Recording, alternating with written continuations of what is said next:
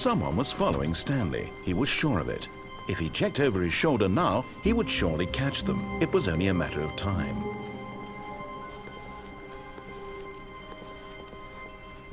When Stanley came to a set of 2 open doors, he entered the door on his left. This was not the correct way to the meeting room, and Stanley knew it perfectly well. Perhaps he wanted to stop by the employee lounge first, just to admire it. The lounge was sublime, a work of art. What was it about this room that called so deeply and so personally to Stanley? Its grace? Its subtle charm? No. Stanley knew it was something deeper, something darker. But eager to get back to business, Stanley took the first open door on his left.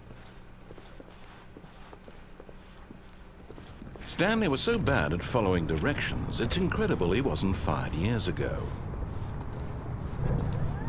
Look, Stanley, I think perhaps we've gotten off on the wrong foot here. I'm not your enemy, really, I'm not.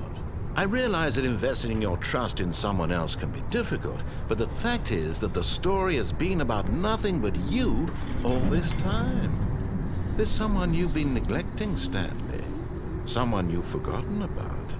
Please, stop trying to make every decision by yourself. Now, I'm not asking for me, I'm asking for her. This is it, Stanley. Your chance to redeem yourself.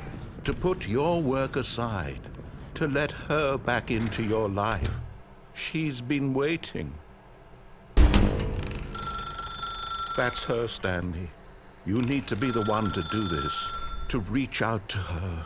If you can truly place your faith in another, then pick up the phone.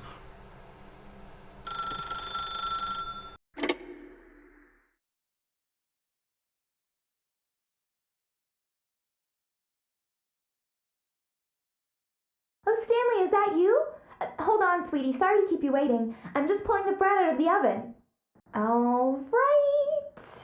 Okay, there we go. All right, now, I want you to come in and tell me all about your day. Gotcha. Oh, come on. Did you actually think you had a loving wife who'd want to commit their life to you? I'm trying to make a point here, Stanley. I'm trying to get you to see something. Come inside. Let me show you what's really going on here. This is a very sad story about the death of a man named Stanley. Stanley is quite a boring fellow. He has a job that demands nothing of him, and every button that he pushes is a reminder of the inconsequential nature of his existence. Look at him there, pushing buttons, doing exactly what he's told to do. Now he's pushing a button. Now he's eating lunch. Now he's going home. Now he's coming back to work. One might even feel sorry for him, except that he's chosen this life. But in his mind, he can go on fantastic adventures. From behind his desk, Stanley dreamed of wild expeditions into the unknown, fantastic discoveries of new lands. It was wonderful, and each day that he returned to work was a reminder that none of it would ever happen to him. And so he began to fantasize about his own job. First, he imagined that one day while at work, he stepped up from his desk to realize that all of his co-workers, his boss, everyone in the building had suddenly vanished off the face of the earth. The thought excited him terribly. So he went further. He imagined that he came to 2 open doors and that he could go through either. At last, choice. It barely even mattered what lay behind each door. The mere thought that his decisions would mean something was almost too wonderful to behold. As he wandered through this fantasy world, he began to fill it with many possible paths and destinations. Down one path lay an enormous round room with monitors and mind controls. And down another was a yellow line that weaved in many directions. And down another was a game with a baby.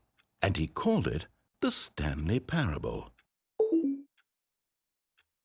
It was such a wonderful fantasy, and so in his head he relived it again, and then again, and again, over and over, wishing beyond hope that it would never end, that he might always feel this free.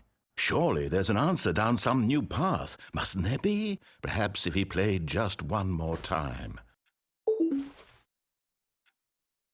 But there is no answer. How could there possibly be? In reality, all he's doing is pushing the same buttons he always has. Nothing has changed. The longer he spends here, the more invested he gets, the more he forgets which life is the real one.